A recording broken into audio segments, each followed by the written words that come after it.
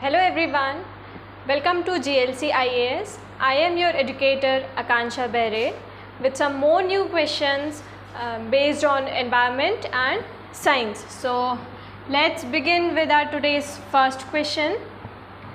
Which of the following environmental pollutants are responsible for acid rain?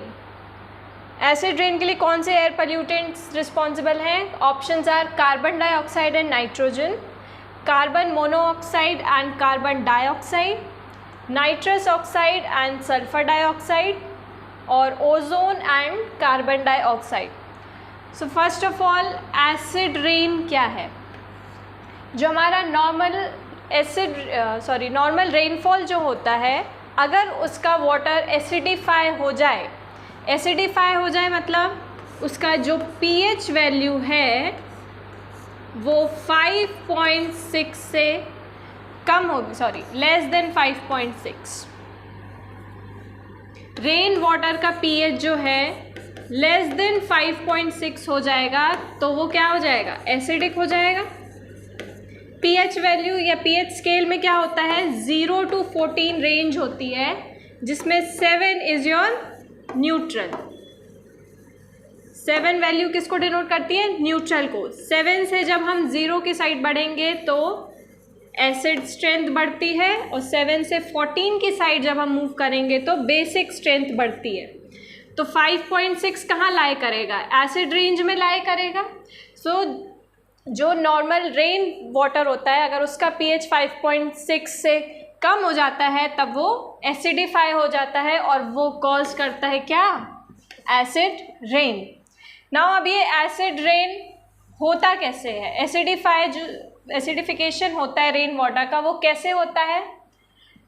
Air में present जो nitrogen oxides और sulphur oxides होते हैं, for example SO2 और SO3, ये दोनों ही सल्फर के ऑक्साइड्स हैं.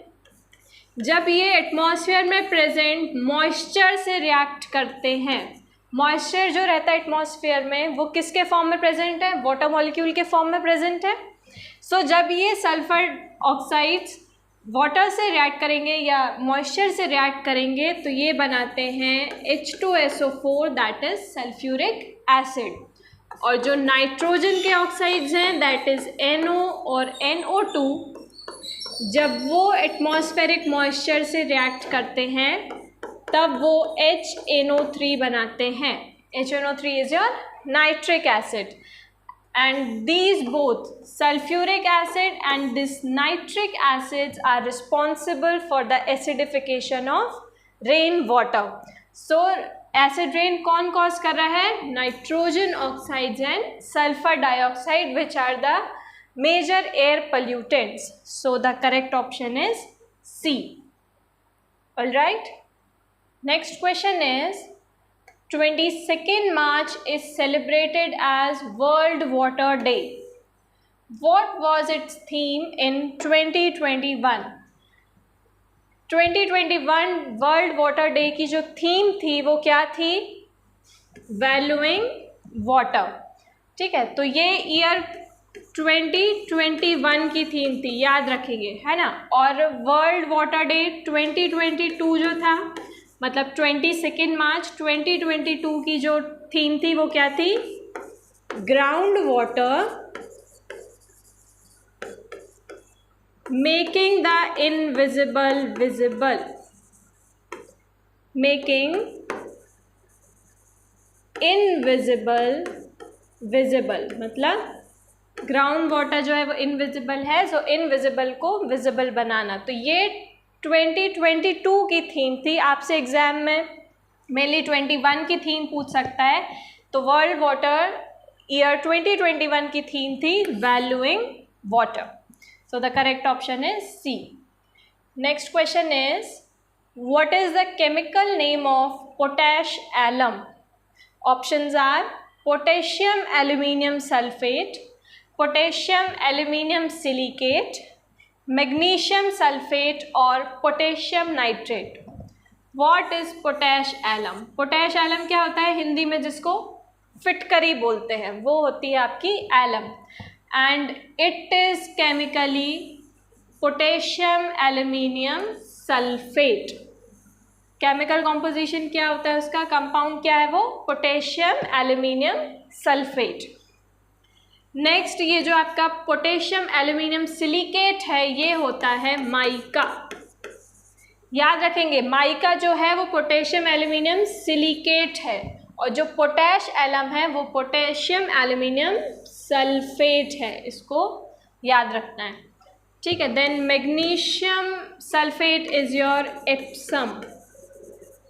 बेसिकली एक ये सॉल्ट होता है, एप्सम सॉल्ट जिसको कॉमनली बोलते हैं, वो क्या होता है, मैग्नीशियम सल्फेट होता है। And potassium nitrate that is KNO3 is your nitre या फिर सॉल्ट पीटर जिसको बोलते हैं, नाइटर और सॉल्ट पीटर। सो इधर पोटैश एलम पूछा था, so potash alum is potassium aluminium sulphate, so the correct answer is A।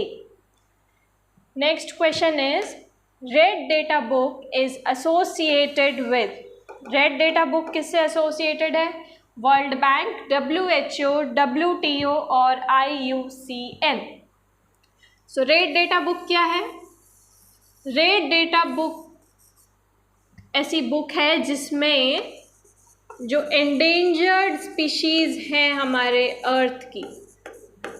अब एंडेंजर्ड स्पीशीज क्या हैं, which are on the verge of extinction, मतलब अगर उनके पॉपुलेशन को कंजर्व नहीं किया, उन स्पीशीज़ को कंजर्व नहीं किया गया तो क्या होगा, एक टाइम के बाद उनकी पॉपुलेशन जो है वो एक्सटिंक्ट हो जाएगी। जैसे हम बात करें चीता की पॉपुलेशन, तो चीता इंडिया से फुली एक्सटिंक्ट हो चुका है, ठीक है। तो ऐसे स्पीशीज़ जो बस एक्सटिंक्ट होने की कगार पे हैं उनको एंडेंजर्ड स्पीशीज़ की कैटेगरी में रखा जाता है और ये एंडेंजर्ड स्पीशीज़ का डेटा कलेक्ट होता है और फिर इसको पब्लिश किया जाता है रेड डेटा बुक में। और उसको पब्लिश करने की जो एजेंसी है वो कौन सी है आपकी, IUCN। IUCN stands for international union for conservation of nature. So the correct option is D, red data book is related with IUCN, जिसमें किसकी लिस्ट होती है, एंडेंजर्ड स्पीशीज़ की लिस्ट पब्लिश होती है। Next question is what will be the average temperature of the earth surface in the absence of green house effect. Options are 0 degree Celsius, -18 degree Celsius, 5 degree Celsius और -30 degree Celsius. क्या होता है, हमारे atmosphere में green house gases present हैं। हमने इसके पहले एक क्वेश्चन में डिस्कस ऑलरेडी कर चुके हैं कि कौन कौन सी गैसेस जो हैं वो आपकी ग्रीन हाउस गैसेस हैं, मेजर ग्रीन हाउस गैसेस, तो वो भी याद रख लेना। सो ग्रीन हाउस गैसेस के प्रेजेंस में क्या होता है कि जो भी सन की हीट है उसको वो ट्रैप कर लेती हैं, उसको एब्जॉर्ब करती हैं, जिससे अर्थ का जो टेम्परेचर है वो मेंटेन रहता है। अगर ये ग्रीन हाउस गैसेस नहीं होंगी, वो जो हीट को ट्रैप करती हैं, हीट को एब्जॉर्ब करके अर्थ का टेम्परेचर मेंटेन करती हैं, उसको बोलते हैं ग्रीन हाउस इफेक्ट। अगर ग्रीन हाउस गैसेस एटमॉस्फेयर में नहीं होंगी तो क्या होगा, जो सन की एनर्जी है उसको एब्जॉर्ब नहीं करेंगी और अर्थ का जो टेम्परेचर है it will cool down to -18 degree Celsius. इसलिए ग्रीन हाउस गैसेस का होना बहुत ज़रूरी है एटमॉस्फेयर में। Okay, so the correct answer is B, -18 degree Celsius तक टेम्परेचर जा सकता है अर्थ का। Next question is India's largest botanical garden is situated in. Options are Delhi, Haridwar, Kolkata और Goa. So the correct answer is Kolkata. Acharya Jagadish Chandra Bose, Acharya Jagadish Chandra Bose botanical garden जो है, it is the largest botanical garden in India which is located in Kolkata. कौन सा, Acharya Jagadish Chandra Bose botanical garden is situated in Kolkata. और world का पूछे तो the royal botanical garden located in England. England की city Kew में जो रॉयल बॉटनिकल गार्डन है, it is the largest botanical garden of the world. Okay, so याद रखेंगे इंडिया का और वर्ल्ड का। सो जो इंडिया का है लार्जेस्ट, वो कहाँ है? Kolkata. So the correct option is C. Next question is which is the largest national park in India? India's largest national park is, पता होगा सबको, Hemis national park, and it is located in Ladakh. ठीक है, लद्दाख यूनियन टेरिटरी में क्या है? Hemis national park which is the largest. इधर Jim Corbett से कंफ्यूजन क्रिएट मत करना। जिम कॉर्बेट नेशनल पार्क जो कि कहाँ है? उत्तराखंड में है। It is the oldest national park of India, मतलब the first national park to be established in India was Jim Corbett, but जो लार्जेस्ट नेशनल पार्क है वो है Hemis national park. So the correct option is B. Next question is Whitley awards are also referred as. Options are green Oscar, red Oscar, blue Oscar और lemon Oscar. सो ये जो Whitley awards हैं, Whitley awards are given in the field for conservation of nature. तो जो भी environmentalist या conservationist होते हैं नेचर के, इकोसिस्टम के, उनकी फील्ड्स में व्हिटले अवार्ड्स दिया जाता है and it is referred to as green Oscar. तो जो 2021 का ग्रीन ऑस्कर है वो किसको मिला है? नुक्लूफोम। ठीक है, ये नागालैंड के हैं, नागालैंड स्टेट को बिलोंग करते हैं नुक्लूफोम। इनको 2021 का व्हिटले अवार्ड दिया गया एंड नुक्लूफोम is also known as Amur falcon man of India. Falcon क्या है? एक माइग्रेटरी बर्ड है जो कि साइबेरिया से नागालैंड में माइग्रेट करती है एवरी ईयर। सो उनके कंजर्वेशन के लिए इन्होंने प्रोटेस्ट किया था और उनके लिए इनको व्हिटले अवार्ड मिला, इसलिए इनको आमर फॉल्कन मैन ऑफ इंडिया भी बोलते हैं। And Nagaland is also known as क्या? Nagaland is known as falcon land of the world या falcon capital of the world. Okay, so the correct option is green Oscar. Whitley awards are also referred as green Oscar. Next question is Indian Institute of Forest Management is situated in, options are Dehradun, Indore, Bhopal or Gwalior. So Indian Institute of Forest Management जो है that is IIFM, it is situated in Bhopal. So the correct option is C.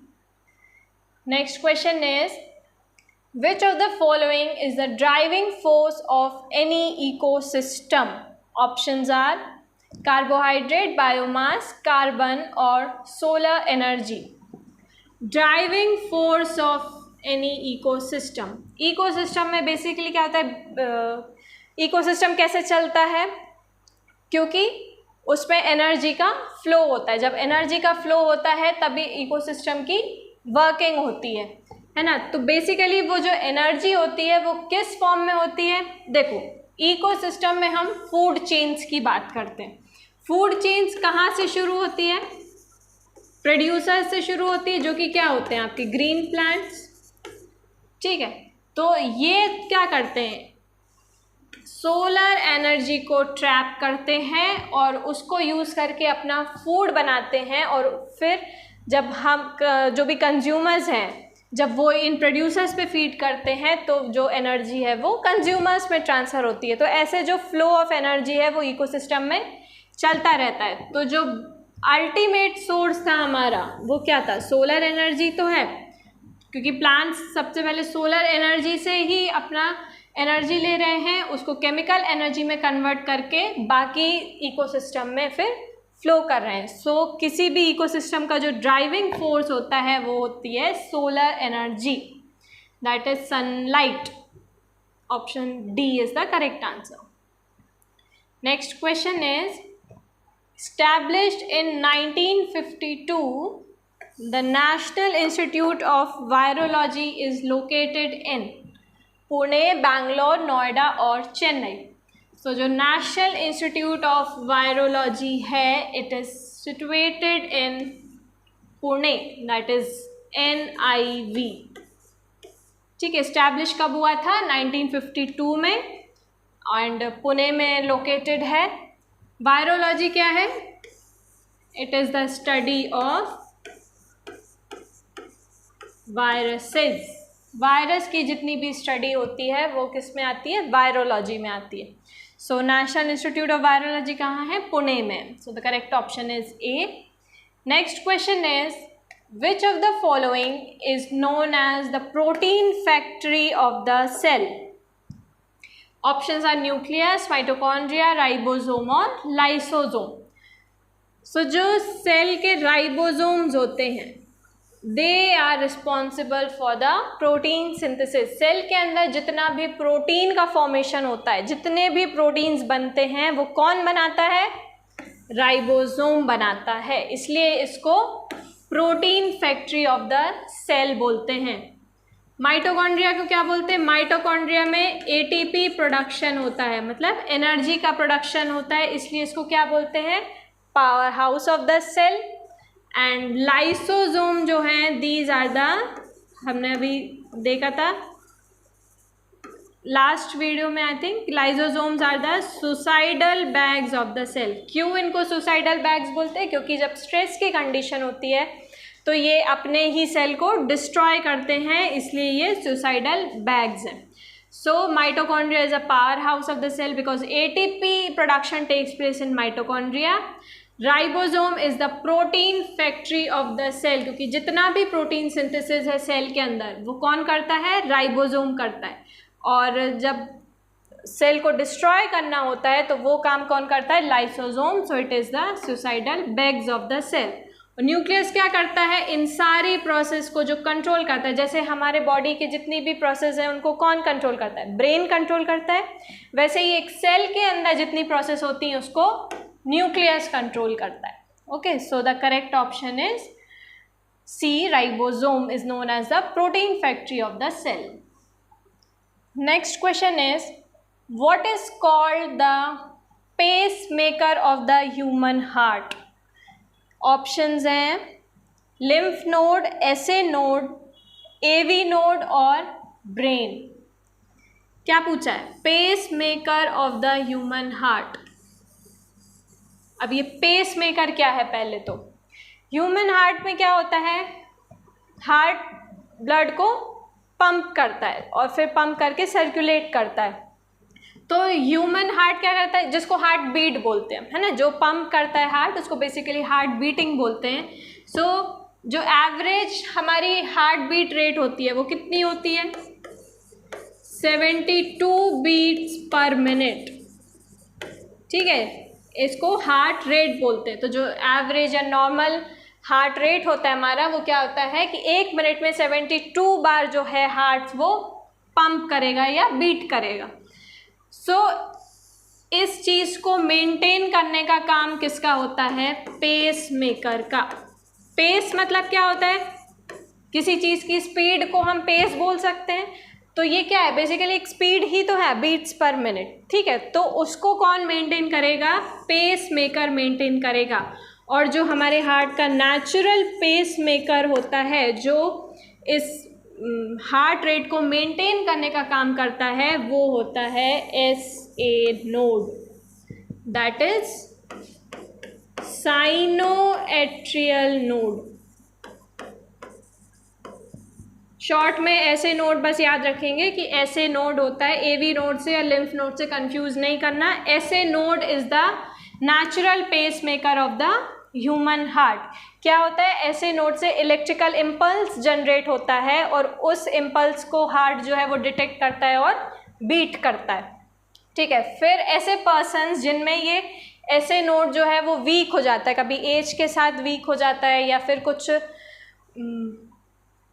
क्या बोलते हैं उसको, sorry, जो भी blocks हो जाते हैं हार्ट में, उसके कारण भी ऐसे नोड की जो फंक्शनिंग है वो इम्प्रॉपर हो जाती है। तो क्या करते हैं फिर ऐसे पेशेंट्स को आर्टिफिशियल पेस मेकर इम्प्लांट किया जाता है। तो फिर आर्टिफिशियल पेस मेकर क्या करता है, जो हार्ट रेट है उसको मेंटेन करता है, लेकिन नेचुरल पेस मेकर हार्ट का कौन होता है, SA नोड होता है। तो याद रखेंगे SA node is the pacemaker of the human heart. Next question is, hydraulic brakes in the automobiles work on the principle of, options are Archimedes principle, Newton's law, Bernoulli's principle और Pascal's law. So जो भी automobiles में hydraulic breaks use करते हैं वो किसके application पे work करते हैं, एप्लीकेशन ऑफ पास्कल्स लॉ। ठीक है, पास्कल्स लॉ वर्क करता है। पास्कल्स लॉ क्या कहता है कि अगर किसी क्लोज्ड कंटेनर में कोई फ्लूइड प्रेजेंट है और इस फ्लूइड में हम कोई प्रेशर एक्सर्ट करेंगे तो जो प्रेशर है वो इक्वल मैग्नीट्यूड से सारे डायरेक्शन में पास होगा। अगर जैसे एक किसी क्लोज कंटेनर में हमने फ्लूइड फिल किया और उसमें एक प्रेशर एक्सर्ट किया तो जो लिक्विड के हर पॉइंट पे जितना प्रेशर एक्सर्ट होगा वो इक्वल अमाउंट ऑफ प्रेशर लगेगा। जो ऑटोमोबाइल्स होते हैं, जितने भी व्हीकल्स हैं, उनमें जो ब्रेक लगाते हैं हम वो इसी पास्कल लॉ की वर्किंग पे बेस्ड होता है। The correct option is D. Next question is, the study of muscles is known as, options are cytology, virology, phycology और myology। मसल्स, अगर मसल से रिलेटेड कुछ भी ढूंढना है तो वर्ड ढूंढना मायो। मसल से रिलेटेड वर्ड कौन सा होता है, मायो, MYO। So myology is the study of muscles. Okay, जैसे हमारे ब्लड में भी हीमोग्लोबिन मिलता है, जब हीमोग्लोबिन मसल्स में मिलता है तो उसी को क्या बोलते देते हैं, मायोग्लोबिन। ठीक है, तो मायो वर्ड से ध्यान रखना कि it is related to the muscles. So myology is the study of muscles. Cytology, जहाँ पे भी वर्ड साइटो आए means it is related something to the cell. So cytology is the study of cell. Virology, अभी हमने देखा Virology is the study of viruses and National Institute of Virus is located in Pune. And phycology is the study of algae, ALGAE, algae. Alright, so the correct option is D. Myology is the study of muscles. Next question is, the process of digestion is initiated in which of the following parts of the human body? Options are stomach, small intestine, mouth और pancreas। जैसे ही यहाँ पे digestion देखेंगे हम टिक कर देंगे stomach और answer हो जाएगा गलत। फोकस करेंगे क्वेश्चन पे। The process of digestion is initiated पूछा है। इनिशिएट कहाँ होता है डाइजेशन, मतलब डाइजेशन की स्टार्टिंग कहाँ होती है। जब भी हम फूड इनटेक लेते हैं तो उसका जो डाइजेशन है वो हमारे माउथ में ही स्टार्ट हो जाता है। तो फूड में हम क्या लेते हैं, प्रोटीन्स का इनटेक लेते हैं, फैट्स लेते हैं, कार्बोहाइड्रेट्स लेते हैं। तो माउथ में प्रोटीन्स और फैट्स का डाइजेशन नहीं होता, लेकिन कार्बोहाइड्रेट का डाइजेशन स्टार्ट हो जाता है। याद रखेंगे, माउथ में किसका डाइजेशन स्टार्ट हो जाता है, कार्बोहाइड्रेट का। हमारे माउथ में क्या प्रेजेंट होता है, सलाइवा प्रेजेंट होता है। उस सलाइवा में एक एंजाइम होता है टाइलिन, PTYALIN, जिसको सलाइवरी एमाइलेज भी बोला जाता है।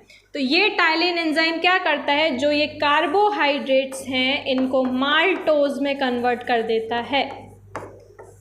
ठीक है, माल्टोज एक डाइसेक्राइड होता है, कार्बोहाइड्रेट ही है, फिर माल्टोज का आगे जाके स्टमक में और ब्रेक डाउन होता है। तो यहाँ पे पार्शियल डाइजेशन हो जाता है किसका, कार्बोहाइड्रेट्स का, और फिर उसके बाद आगे जब फूड और आगे पास होता है फूड पाइप के थ्रू, सो आगे स्टमक और इंटेस्टाइन में फिर कंप्लीट डाइजेशन होता है. So the process of digestion कहाँ से इनिशिएट हो जाता है, माउथ से इनिशिएट हो जाता है, एंड माउथ में भी किसका डाइजेशन स्टार्ट हो जाता है, कार्बोहाइड्रेट्स का. ठीक है, so the correct option is C. Next question is the main functions of the blood include. Blood के फंक्शंस में क्या क्या है, सर्कुलेशन, प्रोटेक्शन, एक्सचेंज और ऑल ऑफ द अबव. अब मेनली तो सबको पता है कि ब्लड का मेन फंक्शन सर्कुलेशन होता है. क्यों सर्कुलेशन, क्योंकि ब्लड जो है वो सारे न्यूट्रिएंट्स को कैरी करता है और पूरी बॉडी में सर्कुलेट करता है. बट उसके साथ साथ एक्सचेंज भी करता है. कैसे एक्सचेंज करता है, ब्लड में क्या होता है, ब्लड ऑक्सीजन भी कैरी करता है ना. तो जब ब्लड के थ्रू ऑक्सीजन पास होती है सारे ऑर्गन्स को, सपोज ये ब्लड है, ब्लड के थ्रू ब्रेन में क्या हुआ, ब्रेन को ऑक्सीजन मिली. ठीक है, तो एट द सेम टाइम क्या होगा, ब्रेन से जो CO2 रिलीज होगी वो ब्लड के थ्रू लंग्स में जाएगी. तो जैसे ही ये ब्लड क्या करेगा, एक तो ऑक्सीजन इस ऑर्गन को दे रहा है, एट द सेम टाइम वहीं से कार्बन डाइऑक्साइड ले रहा है. सो ये क्या है, एक एक्सचेंज ही है. सो एक्सचेंज ऑफ गैसेस है ना, ये भी ब्लड का फंक्शन है. Plus protection is also a function of blood. कैसे, ब्लड में WBCs प्रेजेंट हैं. WBCs are white blood cells, और यही वाइट ब्लड सेल्स क्या होती हैं, हमारी इम्यून सेल्स होती है. हमारी बॉडी में जो भी इन्फेक्शन होता है या जब भी कोई पैथोजन, वायरस और बैक्टीरिया हमारी बॉडी में एंटर करता है तो उनसे लड़ने का काम ये इम्यून सेल्स WBCs का होता है. So in this way blood provides the protection. So all the function, circulation, protection and exchange, ये सारे ही ब्लड के फंक्शंस होते हैं. सो करेक्ट ऑप्शन क्या होगा, D, all of the above. Next question is which is the largest gland of the human body. Largest gland कौन सी है, liver, pituitary gland, thyroid gland और पेनक्रियाज. फोकस करेंगे, largest gland पूछा है, pituitary gland नहीं है, थायराइड ग्लैंड नहीं है, liver is your largest gland. Liver एक ग्लैंड है आपका. ठीक है, और लार्जेस्ट ग्लैंड के साथ साथ it is the second largest organ of the body. Focus करेंगे, कंफ्यूज नहीं होना है. लिवर लार्जेस्ट ग्लैंड है बॉडी का, plus it is also the second largest organ है बॉडी का. अगर ऑर्गन पूछेगा तो लिवर सेकेंड लार्जेस्ट है, और अगर ग्लैंड पूछेगा तो लिवर लार्जेस्ट ग्लैंड है. सो लार्जेस्ट ग्लैंड कौन सी, लार्जेस्ट ऑर्गन कौन सा है स्किन का, सॉरी बॉडी का, skin. Skin is also considered as an organ. So largest organ है स्किन, सेकेंड लार्जेस्ट ऑर्गन है लिवर, एंड लार्जेस्ट ग्लैंड है liver. So the correct option is A, liver. Next question is respiration through gills occurs in, options are earthworm, birds, mammals और fishes. So gills क्या होते हैं, gills एक comb like structure होता है, ये feather like structure बोल सकते हैं, उसमें ऐसे पतले पतले bristles होते हैं. तो ये जो ऐसा स्ट्रक्चर होता है comb like structure, it is present in fishes. ठीक है, और ये गिल्स के थ्रू फिशेस क्या करती हैं, रेस्पिरेशन करती है. जैसे हम लंग्स के थ्रू रेस्पिरेशन करते हैं, वैसे ही फिशेस में जो रेस्पिरेशन होता है it takes place through gills. Okay, और बर्ड्स और मैमल्स में रेस्पिरेशन किसके थ्रू होता है, लंग्स के थ्रू होता है. एंड अर्थवॉर्म का जो रेस्पिरेशन है वो उसकी स्किन के थ्रू होता है। जो गैसेस का एक्सचेंज होता है ऑक्सीजन और CO2 का, वो डायरेक्ट उसकी स्किन से ही होता है। बर्ड्स और मैमल्स में लंग्स से होता है, और गिल्स पूछा था हमको, तो gills are present in fishes. So the correct option is D. Next question is which organelle is called the kitchen of the cell? Options are mitochondria, chloroplast, ribosome और परऑक्सीसोम। किचन क्या होता है? Kitchen मतलब जहाँ पे भी हमारा food prepare हो रहा है, जहाँ पे भी खाना बन रहा है, वो किचन है। ठीक है, तो किचन ऑफ द सेल अगर हम बात करें तो मेनली प्लांट सेल में ही होगा, एनिमल सेल में तो होगा नहीं। क्यों? क्योंकि प्लांट सेल ही है जो it सिंथेसाइजेज its own food. Animals खुद अपना फूड बनाते हैं क्या? नहीं बनाते, प्लांट सेल बनाती है ना। तो प्लांट सेल में ऐसा क्या है कि वो अपना फूड सिंथेसाइज करती है। कैसे सिंथेसाइज करती है? पहले तो फोटोसिंथेसिस के थ्रू सिंथेसाइज करती है। अब फोटोसिंथेसिस ऐसा क्यों है कि सिर्फ प्लांट सेल कर सकती है, एनिमल सेल्स नहीं कर सकते? क्योंकि प्लांट सेल्स के पास एक पिगमेंट होता है that is known as chlorophyll. इसी क्लोरोफिल पिगमेंट के कारण जो लीव्स का कलर होता है वो ग्रीन होता है। ऑलराइट, सो क्लोरोफिल प्रेजेंट है प्लांट्स की लीव्स में, इसलिए वो फोटोसिंथेसिस कर पाते हैं। अगर हमारे अंदर भी ये क्लोरोफिल आ जाए तो हम भी फोटोसिंथेसिस कर सकते हैं यूजिंग द सोलर एनर्जी। ठीक है, तो जहाँ पे भी ये क्लोरोफिल प्रेजेंट होगा, क्योंकि बेसिकली फूड कौन प्रिपेयर करवा रहा है? क्लोरोफिल प्रिपेयर करा रहा है। तो जहाँ पे भी क्लोरोफिल प्रेजेंट होगा it will be the kitchen of the cell, and chlorophyll is present in the chloroplast. Chloroplast है, ध्यान रखना ये ऑर्गेनेल है, सेल ऑर्गेनेल है। ठीक है, और इसी क्लोरोप्लास्ट के अंदर, इसी सेल ऑर्गेनेल के अंदर पिगमेंट होता है क्लोरोफिल। पिगमेंट है क्लोरोफिल जो कि प्रेजेंट है किस सेल ऑर्गेनेल में? क्लोरोप्लास्ट में। So the chloroplast is known as the kitchen of the cell. So the correct option is B. Okay, so that's all for today, and till then keep studying, keep revising, do prepare well and give your best. Thank you.